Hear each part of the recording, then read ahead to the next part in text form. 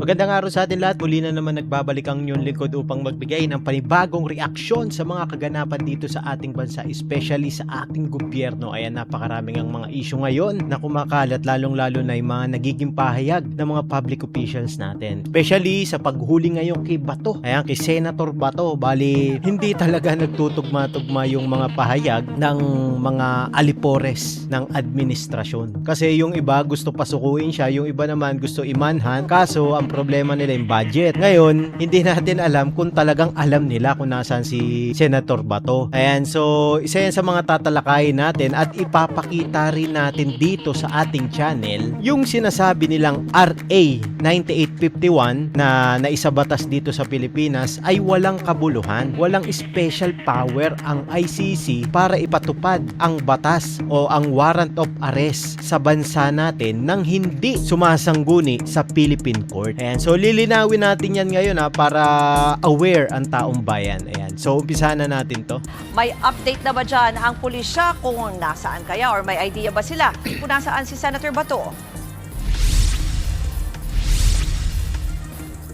Ruth, kanya-kanya ng kilos ang Philippine National Police maging ang National Bureau of Investigation para tugisin o arestuhin ang nagtatagong si Senator Ronald Bato de la Rosa. Kasunod yan ng utos ng Department of Justice na ipatupad na ang warrant of arrest mula sa International Criminal Court. Sa panig ng PNP, nagpakalat na nga ng tracker team para hanapin ang senador. Pero kung si PNP Chief General Jose Melencio Nartates Jr. ang tatanungin, mas maiging sumuko na lamang ang senador. Alam nyo kung bakit sinasabi ni PNP Chief Nartates na sumuko na lang? Ayan, kasi alam niya na malalagay sa alanganin yung kanyang posisyon bilang general, police general, 'di ba? Kasi ipatutupad mo ang batas ng ICC without proper coordination sa Philippine Court, 'di ba? Ibig sabihin, binabypass niya bilang law enforcement, binabypass niya ang batas ng Pilipinas. 'Di ba? Kahit na may basbas pa yan ng presidente, DOJ, 'di ba? Hindi niya pwedeng gawin 'yun. Kaya pinipilit niya na pasukuin na lang si Senator Bato. Ayan. So ayaw niya rin malagay sa alanganin actually. Si Nartates na magastos kasi magpatupad ng manhunt operation. Yung ano nga yung mali-maleta 'di ba? Sa mga senador, sa mga congressman, pati sa inyo, binigyan kayo, tapos sasabihin niyo magastos. Kalokohan niyang mga pinagsasabi nyo. Kasi alam nyo na hindi pwedeng i-manhunt si Bato dahil labag yan sa Philippine Constitution. 'Di ba? Alam din daw yan ni De La Rosa na naging hepe ng pambansang pulisya noon. Nauna nang sinabi ni Interior Secretary John Vic Remulla na may 225,000 na mga pulis ang nakaalerto para sa pag-aresto sa senador. Samantala, sabi ni Nartates, posibleng muling igiit ni De La Rosa ang hiling niyang maisailalim sa protective custody ng PNP. Paano hindi niya igigiit yun? Kasi hindi naman dumaan sa Philippine Court yung ICC, 'di ba? Talagang igigiit niya yun. Kaya nga dumulog siya sa Korte Suprema, ikaw naman Nartates. 'Di ba? Bagay na pwede naman daw gawin sa pulisya. Pakinggan natin ang pahayag ni PNP Chief Nartates. Seeking protective custody is meaning that is surrender, Odi. Kung by all peaceful means he will surrender, Hindi nga siya pwedeng sumurrender 'di ba? Kasi wala namang final na kaso sa kanya sa Philippine Court. O halimbawa, sinasabi mo sinisecured mo na sa PNP custody, 'di ba? Seeking custody of the Philippine police. Ayan. So mapapangatawanan mo kaya, 'di ba? Hindi mo kaya siya ibibigay sa ICC, 'di ba? 'Yun ang problema kapag sumuko ba si Senator Bato, hindi mo siya ipapadala sa dahig kapag inutos ng boss mo. 'Yun ang malaking tanong. himself, di mas maganda. Okay? Para mag-concentrate tayo sa iba pang wanted person. Sa madalit salita, ayaw mong mag-concentrate kay Senator Bato. Kasi alam mo, labag sa batas, 'di ba? Ruth, sa panig naman ng NBI, may binuo na ring team para tugisin si De La Rosa. Pero aminado ang ahensya na malaking hamon sa kanilang pag-aresto ang pagiging PNP chief ng senador noon. Sus, malaking hamon. Hinabol-habol nyo sa Senado. 'Di ba? Oh. Tas ngayon, malaking hamon. Akala ko ba, sabi ni John Vic, alam nila na nasa Davao. O ba't ngayon, hindi nyo malaman kung nasan si Senator Bato? Diba? Nagsasalita kasi kayo ng tapos. Yun ang problema. Saka alam nyo na hindi talaga susuko yan si Senator Bato. Kasi labag nga yan sa Constitution natin. Diba? Na may ideya sa kalakaran ng law enforcement. Kaya nananawagan si NBI Director Melvin Matibag kay De La Rosa na sumuko na lamang. Narito ang Ngayon, nakikipag-usap kayo ng maayos, mananawag-nawagan kayo. After after nyo bastusin yung Senado, 'di ba? Walang proper coordination, nakipagputukan pa kayo. O, tapos ngayon makikiusap kayo, 'di ba? Napaka-imposible yung sinasabi nyo, hindi nga kayo nakikipag-coordinate eh. Nanonood siya, mas maganda siguro sumuko na lang siya. Kasi dalawang bagay naman yan eh. Arestuhin ka o sumuko ka. So, here's an option na sumuko. Ruth, oras na maaresto si Senator De La Rosa, ito turn over siya sa Department of Justice o DOJ at ito na raw ang bahala sa mga susunod na mangyayari. Pwede kasi i-detain pa rin siya dito sa bansa o pwede na rin siyang idiretso kaagad o ibiyahe palipad sa The Hague na. Sa tingin nyo, i-detain yan dito sa bansa? Imposible yun, magkakagulo lalo. Ang gagawin yan, aalisin agad yan dito pag nahuli nila. I-detain ng DOJ? Sige nga, di ba? Malabong mangyari yun. Binibilog na naman yung mga ulo natin. Netherlands katulad ng ginawa kay dating Pangulong Rodrigo Duterte. Another argument, sir, Itong lawyer na to, nakakatawa to eh. Sige, panoorin natin. nila Attorney Torion, Attorney Bondok, na violate yung human rights ni Senador De La Rosa dito sa ICC warrant. Yung pagpupursige daw para arestuhin siya, suffice to say, is equal to kidnapping. Your reaction? Hindi po kidnapping po ito dahil may legal na basihan. Ulit, RA 9851, Section 17. Ikalawa po, mayroon pong ICC arrest warrant. Teka, paliwanag lang natin yung Republic Act 9851. Kasi sa Geneva Convention, pati sa Rome Statute, meron tayong kinuwang kaparehong batas doon. Inadapt ng Pilipinas. Kasama doon yung crime against humanity. Pero hindi ibig sabihin na may karapatan na ang ICC magpatupad ng batas sa Pilipinas. Kasi kinuha lang natin yon, yung crime against humanity. Pero hindi kasama sa kinuha natin na pwedeng manghimasok agad ang ICC sa Pilipinas anytime. Ang nakalagay doon, kailangan nilang makipag-coordinate sa Philippine Court. Yun ang hindi nila ginagawa, 'di ba? Kaya labag talaga sa karapatang pangtao yung ginawa nila kay Presidente Duterte. Kasi naglabas na ng pahayag ang Supreme Court. Ayan, kumbaga tinakel yan. Ipinalabas sa Facebook, napanood naman natin lahat, na walang karapatan, walang jurisdiction ang ICC sa Pilipinas, lalong-lalo na hindi na tayo miyembro ng ICC, 'di ba? So, may legal na basihan. Ikatatlo po, mayroong Philippine State Practice. Ginawa na rin po ito last year, noong March 2020. Hoy, isa na to sa matatanggalan ng lisensya. Sige, marami na kayong matatanggalan ng lisensya bilang abogado. Sige, ipatupad nyo yung mali. Yan, kakabendalo nyo. Matatanggalan na kayo ng lisensya. Ang isang ICC agaswangan po ay pinatupad laban po kay former President Rodrigo Roa Duterte. At ikaapat po, kahit naman po ang Philippine Supreme Court sa Pangilinan versus Cayetano ay kinikilala na yung R89851 ay pinasa po ng Kongreso. Pinasa, pero hindi include doon yung word na pwedeng manghimasok anytime ang ICC para magpatupad ng warrant arrest. 'Di ba? Wala doon. Kailangan makikipag-coordinate sila sa Philippine Court para re-review ng Philippine Court kung bakit ba talaga merong warrant of arrest yung isang Pilipino. Yun ang proper procedure. O kaya kung tinatawag ng mga abogado na due process, 'di ba? Kaso ang nangyari, may coordination ba, attorney? Wala, 'di ba? 'Di ba? Kaya huwag mo naman pinagloloko yung taong bayan, 'di ba? Upang proteksyonan po ang karapatang pantao ng mga biktima at Sino bang biktima? Iharap nyo kasi, 'di ba? O upang proteksyonan ang presidente, 'di ba? Magkaiba kasi 'yun eh. Yung dalawang 'yon. Kasi ang nakikita namin rito ay talagang tinutugis nyo lahat ng mga kalaban ng administrasyon. 'Yun ang malinaw sa mata ng taong bayan, 'di ba? Kahit nasa ang post ka tumingin, mga comment section sa Facebook, makikita mo na galit ang taong bayan sa administrasyon, 'di ba? Talagang tinutugis nila. Yung kay BP Sara nga, hindi pa nila napapatunayan na may ninakaw si BP Sara, 'di ba? Anong ginagawa nila ngayon? Ini-impeach nila, pilit na pinapalitan si SP Cayetano. Pero kung tutusin, patas ang pamumuno ng isang abogado katulad ni Senator Peter Alan Cayetano. Kumpara mo naman kay Juan Bol. 'Di ba? Kasi ang natatakot pa sila dyan is mabuksan yung flood control. Di ba? Kasi iimbitahan na yung iimbitahan yung 18 Marines eh. Papalabasin si Saldico. Iimbitahan si Martin Romualdez. Sino ba tinuturo ni Martin? Si PBBM. Di ba?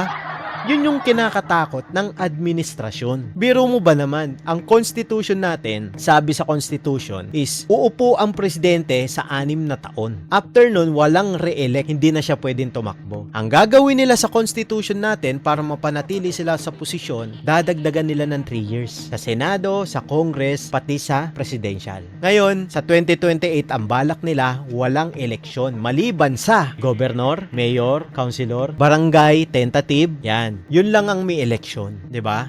Actually, ginagawa nilang eksperimento yung mga barangay chairman eh. Ilang beses na napupurnada yung eleksyon ng barangay chairman, 'di ba? Yun ang ginagawa nilang experimental kung hindi natin napapansin, 'di ba? Tuloy tayo. Upang itaguyod din yung international justice po. Kaya may legal pong basihan ang pag-aresto kay Senator Bato de la Rosa. Walang legal na basihan. Ako nga, hindi ako abogado eh. Pero sa pakikinig ko sa Supreme Court, yung video na inilabas nila, 'di ba? Walang legal na basihan. Kasi tayo naman dito sa channel natin, pagkukumparahin natin yung dalawa, 'di ba? Sa PBBM, makikinig rin tayo sa kanila, bibigyan natin ng chance. Dito naman sa side ni BP Sara, bibigyan rin natin ng chance. Titignan natin kung sino yung nagsasabi ng totoo. Nakita natin na nagsasabi ng totoo yung kila Senator Alan Peter Cayetano, kila BP Sara, 'di ba? Na walang katotohanan. Paano naman natin nasabi na nagsasabi sila ng totoo? Nakalagay sa batas, bawal mong ilabas ang account ng isang tao, bank secrecy law. Bakit nyo nilabag yun? 'Di ba? Ang abogado nung kabila o ang mga witness nung kabila, kidnapper, masamang kriminal. Okay lang kung makasuhan ka ng isang beses na kidnap for ransom tapos hindi na patotohanan eh. Kaso pangalawang kaso na kidnapper pa rin. 'Di ba? Paano mo magkakatiwalaan? Credible ba yung taong witness ng kabila laban kay BP Sara? Sige nga.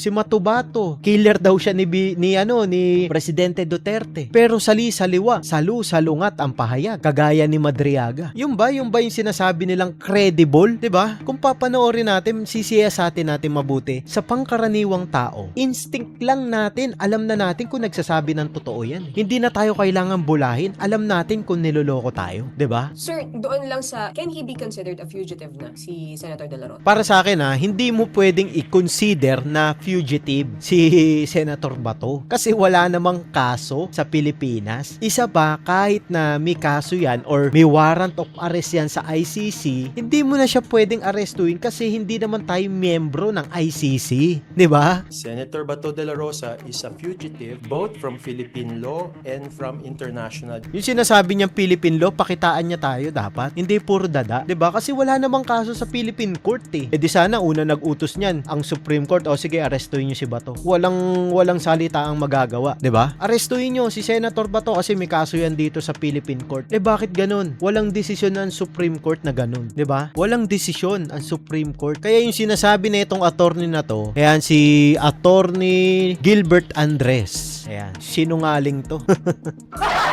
Sinungaling.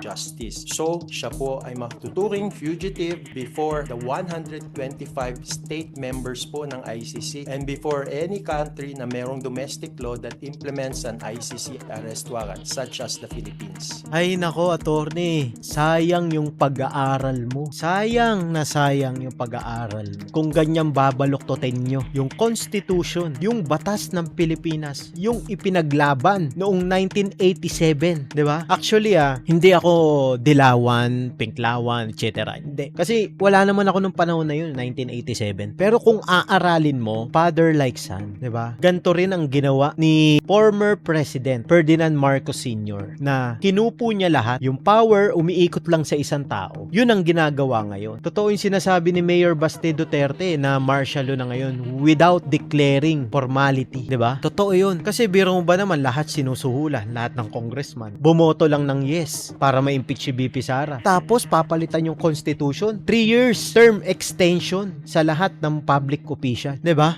Anong nararamdaman nyo lang, attorney, doon sa pag-i-invoke nila ng human rights ni Senator De La Rosa, considering yung pinagdaanan ng mga EJK victims? Alam niyo po, para po sa mga biktima ng war on drugs na pinatupad sa ilalim ni Chief PNP Bato de la Rosa, sila po ay talagang nagdadalamhati dahil nung pinas lang po mga mahal nila sa buhay, kinalimutan na po ang human rights. Nung pinas lang po ang mga mahal sa buhay ng mga war on drug victims, talagang kinalimutan na po ang due process process. Eto, napakasinungaling nitong attorney na to eh. Paanong kinalimutan, kinasuhan nga yung mga pulis? Kinampihan ba ni President Duterte? Siya mismo pinakasuhan niya, 'di ba? Kasi labag nga sa batas yung ginawa ng mga pulis na yun. Yung Kikian de los Santos, 'di ba? Totoo yun eh. Oh, nasaan ba yung pulis? Dismiss, may kaso, kulong. Ang ano ba gusto nila, patayin rin yon? Eh di pasan nyo yung death penalty para patayin rin yon, 'di ba? Eh ba't nyo kasi tinututulan, 'di ba? Yun lang yun eh. Yun lang yung clear answer eh na kailangan mo, 'di ba? Nung pinalas lang po ang mga biktima ng war on drugs, kinalimutan na rin po ang due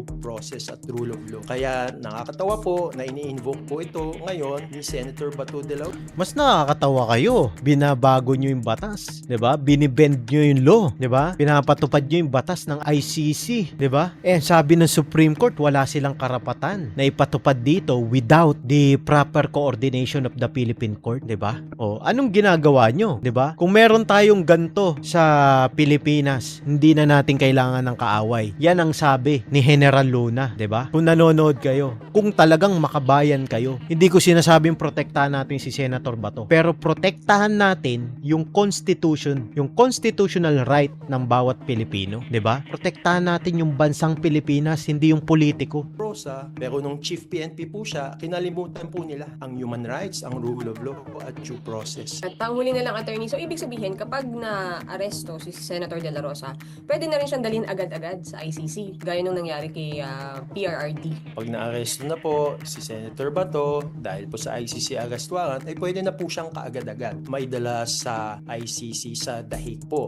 Kagaya ng po ng pag-implement at pagpapatupad sa kay former President Rodrigo Duterte. Totoo yun. Kasi magkakagulo eh kapag in-stay nyo pa dito si Senator Bato eh. 'Di ba? Talagang dadalhin nyo yan. Kaya fake news yung sinasabi ni ni Chief PNP Nartates na nandoon siya sa PNP custody. Kukup-kupin siya. Hindi. Dadalhin yan sa dahig. 'Di ba? So ba't pa natin papahuli si Senator Bato? 'Di ba? Kung lalabagin lang naman yung constitutional rights. Hindi lang naman to kasi usapan para kay Senator Bato eh. Sa every Pilipino, sa bawat mamamayang Pilipino pwedeng mangyari to. 'Di ba? Pwedeng mangyari to sa mga mabubuting senador na hindi pa napapatunayan na nagkasala. Pwedeng mangyari to kay BP Sara, hindi pa napapatunayan nagkasala. 'Di ba? Kahit sino pwedeng mangyari yan. Lalo na kapag pinagkaisahan. Kaya ang problema talaga rito sa administrasyon na to is pinoprotektahan yung mga talipandas sa bansang Pilipinas at kinukupo yung mga talagang naglilingkod ng tapat sa taong bayan. Dahil ang layunin po talaga ng pag-aresto po sa kanya ay para mas-surrender po siya sa ICC. Ano pa ba? Yun lang naman talaga kung ba't nyo nga arestuin kasi pinatutupad nyo eh. Yung warrant of arrest eh. 'Di ba? Huwag mo na kami lituin, attorney. In accordance po with Republic Act 9851. Ayan ka na naman sa Republic Act 9851, mas marunong ka pa sa Supreme Court eh. Sinabi na nga na walang authority ang ICC sa pagpapatupad nila ng batas internationally. Ayan, ang may authority lang dito, Philippine Court. So, kailangan nilang makipag-coordinate sa Philippine Court. Huwag nyo itanim sa isipan ng tao na ipinatutupad lang ang RA 9851. Dahil hindi nyo naman binabasa, basta binabanggit nyo lang. Hindi nyo pinapaliwanag kung ano ba yung 9851 na yan. 'Di ba? Kapag pinaliwanag nyo yan sa taong bayan, sa tingin nyo papaniwalaan pa ba kayo? 'Di ba? Syempre hindi na. So walang pagsuko ng soberanya, walang pag-intrude sa ating sovereignty kung ipapatupad natin ito, sir, ng ICC warrant. Ang pagpapatupad po ng ICC arrest warrant dito po sa Pilipinas ay naaayon na rin po sa ating soberanya.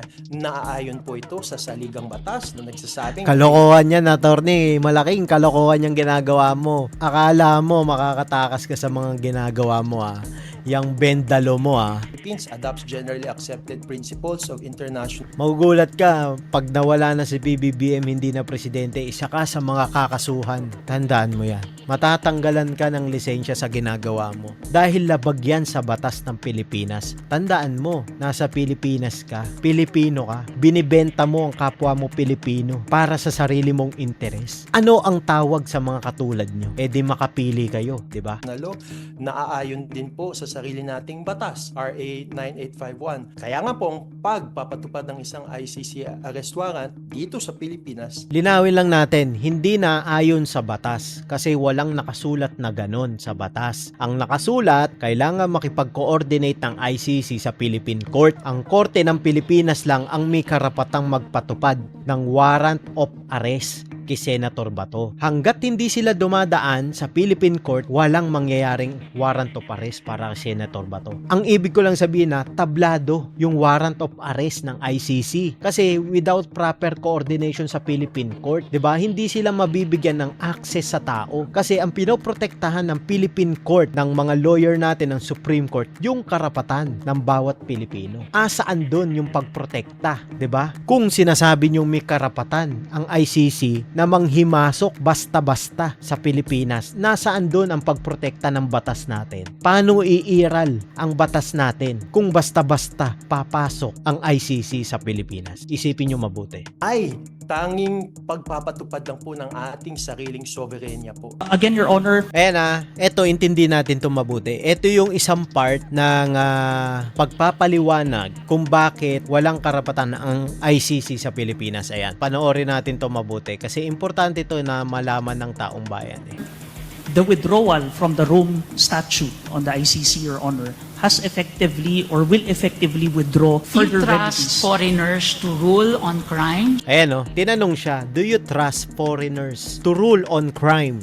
Tignan nyo ang sagot nung attorney nung kabila nila PBBM. Ayan More than this Supreme Court and our lower courts? Your Honor, if there is an inability to bring cases before the Yes, courts, is Your there Honor, an inability? We go around in circles. What is the situation now? Is there an inability of our trial courts? You tell us because we are here in the Supreme Court. The courts are Magsumbong ka. open. Is there inability of our trial courts to attend to human rights cases? there is no inability. No. Ayun, no inability. Ibig sabihin, gumagana ang court natin. Kasi kapag ka ang court hindi na gumagana, aaksyonan yan ng Supreme Court. Kaya nga sinasabi sa kanya, ito sa kay Attorney Ray Paulo, na magsumbong ka kung hindi gumagana ang Philippine Court, 'di ba? Sa lower court, yung tinutukoy ng Supreme Court. O, anong sagot niya? No inability. Inability. Is there an unwillingness of our courts to attend to human rights cases? Not with the courts, Your Honor. Not with the courts. So, again, what is the right that was violated? What is the prerogative that was violated? As a matter of fact, there is reverse complementarity in 9851. Is that not correct? Yung 9851 pakinggan yung mabuti. Ito yun Yes, Your Honor. Where is it found? Chapter 8, Section 17, correct? In the interest of justice, the relevant Philippine authorities may dispense with investigation or prosecution and give it to another court or an international tribunal, correct? That's correct, Your Honor. So, isn't this unconstitutional by itself? I would... Crespo versus Mogul, whenever a trial court already has jurisdiction, it maintains that jurisdiction. Here, it appears to say, walang kwenta pag Filipino court. An American serviceman is caught committing a crime. If there is a court in the United States already seized of that, our Philippine courts must give way according to this. Correct? That's correct, Your Honor. Reverse complementarity. Correct? Yes, Your Honor. So, in other words, there is here a statement that our judiciary is second class to the International Tribunal and to other courts. I wouldn't want to speculate on that, Your Honor. Because it is not, correct? Tama, hindi second class ang court natin, 'di ba? Kasi nga ang dapat makipag-coordinate ang ICC sa Philippine Court. So, ang second class yung ICC. Kasi kailangan mo na dulugin ng Philippine Court kung talagang kailangan ipatupad yung warrant of arrest. Aaralin niya ng korte natin, 'di ba? Yes, Your Because Honor. your judiciary can be able. Totoo yun. Can be able na yung judiciary natin mag-i-improve, kumbaga. Ayan. Kung merong man pagkakamali sa mga nakaraan, pwedeng aralin at i-improve pa mismo yung implementation ng batas. Yun yung point. Hindi mo pwedeng idirekta agad papunta ng ICC without the concern of Philippine Court, 'di ba? Kasi kailangan ipatupad ng Philippine Court yung constitutional rights ng bawat Pilipino. Correct? Yes, Your Honor. Can be enabled, correct? That's correct, Can Your Honor. improve and become more efficient. can improve and become more efficient. 'Di ba? Ibig sabihin, kapag ka nandito yung kaso mo, merong mga hindi alam ng korte. So, aayusin, i-improve para maging epesyente ang pagpapatupad ng batas, ang paghahatol sa Pilipino. Hindi mo pwede agad tapon mo yan sa ICC, doon mo ipakulong. Hindi ganun. May due process tayo. Correct? That's correct, And the Your Honor. better that it will become more efficient so that we will have to rely on ourselves, correct? Yes, Your That's self-determination, correct? Tama, self-determination. That's correct. That is sovereignty, correct? Yun, sovereignty, 'di ba? Ibig sabihin, kapag nag-i-improve ang isang bansa, hindi natin kailangan umasa sa foreigner, sa batas ng international law kasi nag-i-improve tayo eh. Doon pumapasok yung sovereignty natin, 'di ba? Ibig sabihin, kaya natin poprotektahan natin yung soberanya natin, yung karapatan natin, yung batas natin, yung constitution natin. Hindi mo pwedeng kapag may mabigat na kaso, hindi dito dudulugin, papatapon agad sa ICC without proper coordination sa Philippine Court, Korte Suprema. 'Di ba? Labag kasi sa batas 'yun. 'Yun ang sinasabi ng Supreme Court natin. Yes, Your Honor. Yes. And The United States will Ito naman, yung naging pahayag ni Donald Trump sa ICC. Ayan o, jurisdiction, no legitimacy, no authority. Ayan, bakit ba ayaw ni Presidente Trump ang ICC? provide no support and recognition to the International Criminal Court. As far as America is concerned, the ICC has no jurisdiction, no legitimacy, and no authority. Kita mo etong matatalinong bansa na to, China, Russia, at Amerika, bakit nila dinideny yung legitimacy at authority ng ICC sa kanilang mga bansa? Tapos tayo tatanggapin natin. Mga tanga tayo, 'di ba? Mga tanga yung taong gobyerno ngayon. Dapat palitan lahat 'yan eh. 'Di ba? Sige nga, sila nga eh. Kung tutusin, mas makapangyarihan sila, mas marami silang pera, mas mataas ang economy nila sa atin. Bakit nila dinideny yung legitimacy at authority ng ICC? 'Di ba? Alam nyo kung bakit? Kasi base dun sa nabasa ko, pinamumunuan raw yan ng mga leftist group. Merong part sa ICC na yung parang ibang miyembro ng judge nila doon is part ng leftist group. Ano ba yung leftist pag tinawag natin? Makakaliwa. Ibig sabihin mga terorista, ganun. 'Di ba? Mga nag-aaklas, mga revolusyonaryong tao, grupo. Yun yung ibig sabihin nun. So tuloy tayo dito kay Trump. The ICC claims near universal jurisdiction over the citizens of every country.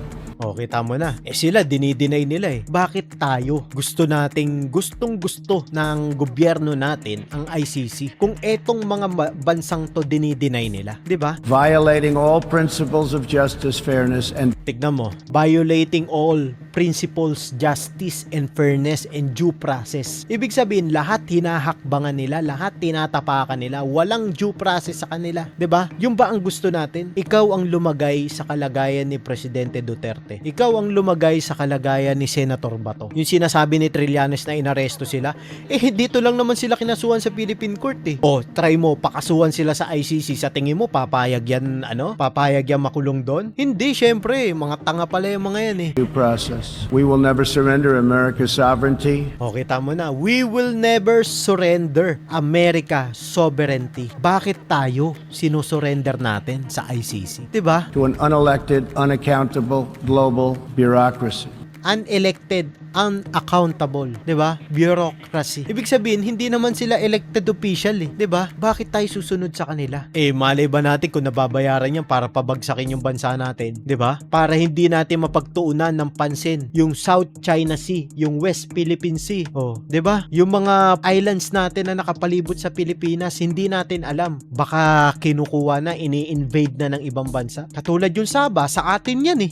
Kinuha ng Malaysia, 'di ba? America is governed by America. Patindi yun, yung bitaw ni si Trump. America is governed by Americas. Ibig sabihin lang nun, wala nang hihigit pa dun. Kami ang gobyerno sa bansa namin, kami lang ang masusunod. Parang ganun ang gusto niyang iparating. We reject the ideology of globalism and we embrace the doctrine of patriotism. Around the world, responsible nations must defend against threats to sovereignty, not just from global government, but also from other new forms of coercion and domination. Ayun. So, dito lang nagtatapos yung ating ginawang pagre-react at pagbibigay ng importanteng pahayag.